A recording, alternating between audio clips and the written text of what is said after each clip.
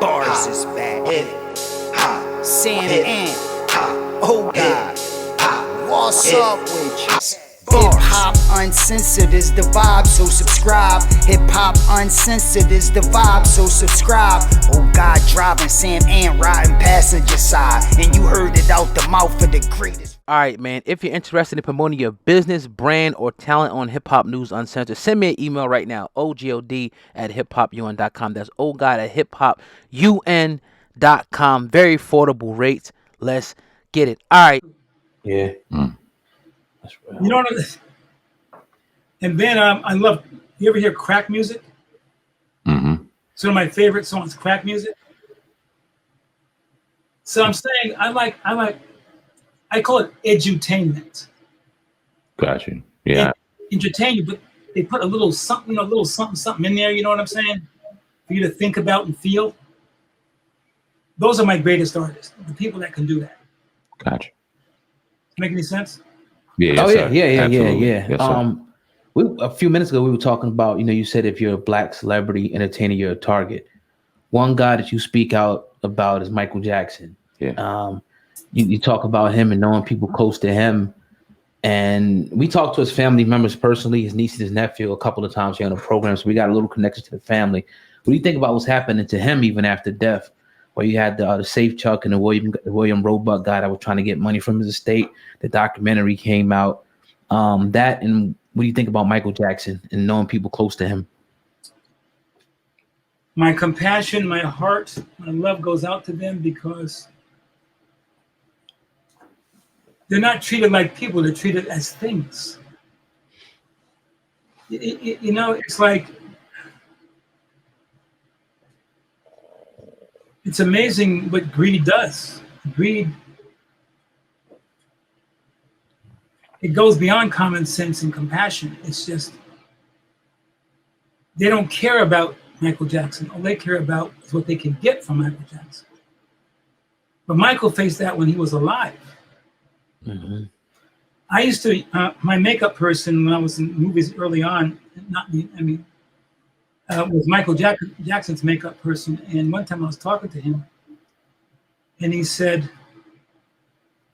I said, tell me about Michael. What is he says, well, Bill, one of the most heartbreaking moments, Mike used to come in here every week and I would put these masks and other things on him and costumes and face makeup so that he could not be recognized. So, because he was in Hollywood one day and he called the makeup artist crying.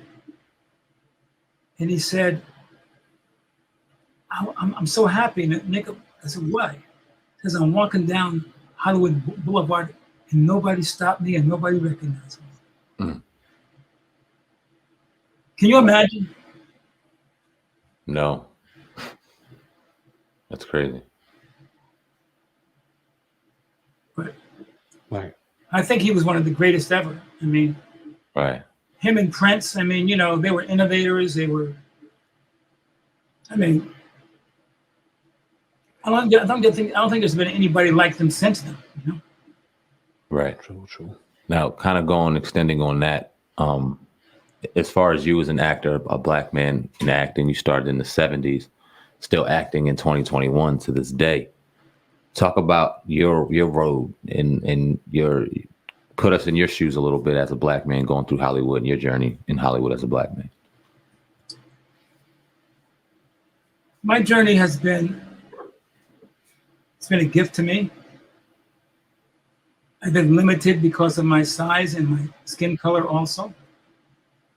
But I've had a lot of opportunities to do things that I really love and to work with some of the best directors and producers and writers out here today.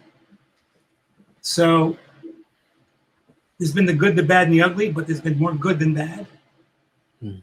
And the fact that I'm still working speaks for itself. I'm grateful to God for that.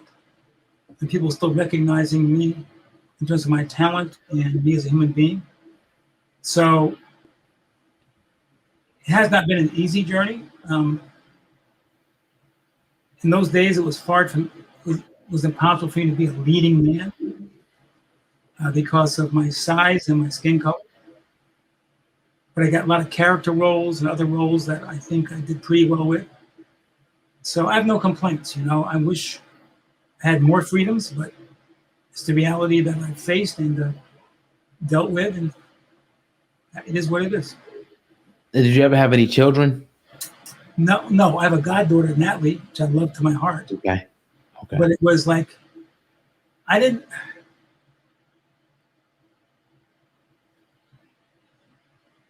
There's two reasons I think I never had kids or got married. One is because it's an up and down. My parents taught us, you better not have a child unless you can take care of it. Yeah. And so when I thought about it being in my business, 1 or 2 years, great. 2 years, no work. Next 2, I work. Then another year, no work. Well, children want to be fed and go to college and all those things and housed and clothing. And sometimes I ended up begging on the street for money. So it's like I had friends that had 3 and 4 and 5 children. They didn't take care of them. Right. And so I think that I think I regret to a certain extent not having my own children, but at the same time I feel like I'm more responsible human being, because just having a child is one thing, taking care of a child is something else. Absolutely. We hear a lot about mental health, in particular in our community. We've heard that the last couple of years. And you said earlier on in the show that you also battled drug addiction, and then you had issues with skin color and size kind of prohibited you from getting certain roles, all kind of tying into mental health and what we deal with in our community. How did your drug addiction kind of stem from those things, or can you kind of run us through that if you don't mind me asking? I think you take drugs to kill the symptoms of your pain. Mm-hmm. You know, people can say to you, people say you go up to, in 2 weeks, you go up to eight auditions, right? And 8 different people tell you no, no, no, no, no, no, no. People say get over it, right? But it does something to you in terms of your own self-regard. You feel you're not enough or good enough, and that rejection, because we're in the business of rejection, I think you both know that. Yeah. Rejection has an impact on you, psychologically and physiologically, and it creates pain. And so to kill the pain, I used to drink alcohol and take drugs.